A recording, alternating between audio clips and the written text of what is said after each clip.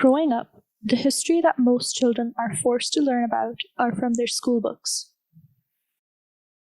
Things that students must know about the world. Past wars that we could not influence, and politicians whose mistakes no one really ends up learning from. For me, the second history lesson was a lot more interesting. The one that took place after school hours in the house my mother grew up in.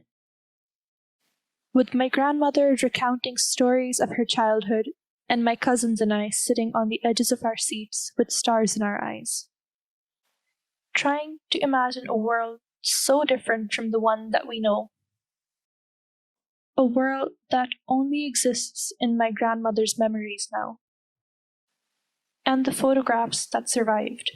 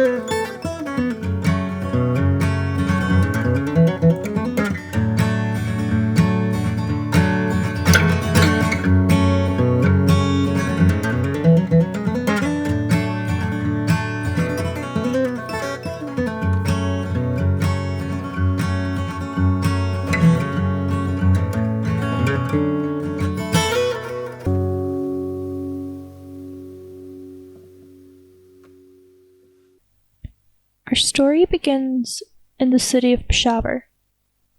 It's where I grew up and where my ancestors lived before me. Anyone born there knows that within each of their families, there's a small bit of history hidden away. Tucked into the winding streets of the old city, what once was something glorious, now in ruins, only existing in the memories of our elders, waiting to fade away with them.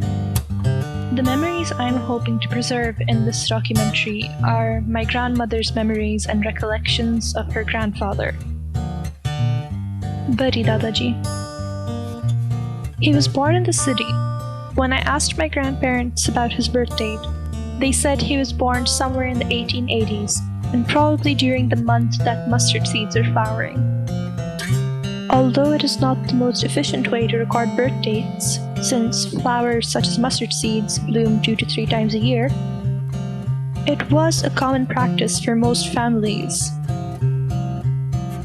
Bari Dadaji studied at the historical Edwards College. After working his way up in the police, he eventually became the Inspector General or Khan Bahadur in Alvar State during pre-partition India. For that time, his hobbies seemed quite lavish and extravagant. He was notorious for his prize-winning race dogs.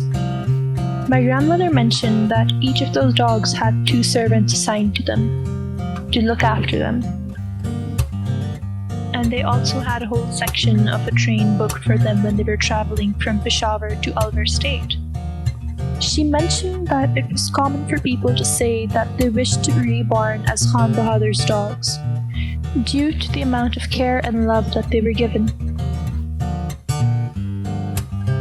My infatuation with Bari Dadaji began when I learned his second hobby was photography. In a time when it was still relatively new to the world, much less the British-ruled subcontinent, you would find him capturing pictures of everything. His favorite subjects were his dogs, flowers, and his family. He soon realized that he was unable to get pictures of his daughters and his wife developed due to the Islamic practice of parda. So he made his own darkroom so that he could develop his own images at home.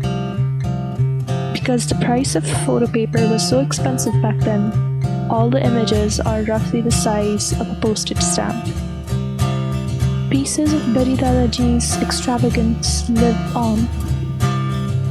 Although it's not in its best shape, the house that he built in Peshawar was once the tallest in the area. My grandfather said that travelers would often recognize the area they were in as they could see the house from miles away, since it was surrounded by nothing but empty fields. But now, the entire area around the house is filled with newer constructions. Although most still cannot compete with the tallest part of Bari Dadaji's house, the place lays barren now. The only way for me to imagine it the way it was in all its glory was through my grandmother's recollections. Her mother's room, her father's library, Bari Dadaji's study sitting on the roof of what would have classified as their drawing room. All tales of a lost time. It goes to show that one could do so much in life, but everything can get lost in the sands of time if there is no one else to pass along the story. Even if this history is passed along, chances are some people might still not believe it. But for me, regardless of that fact, I'm passing along pieces of history that run through the blood in my veins. Bari Dadaji's blood that runs through my family, and his love for photography that's passed down to all of his descendants. These memories will no longer fade.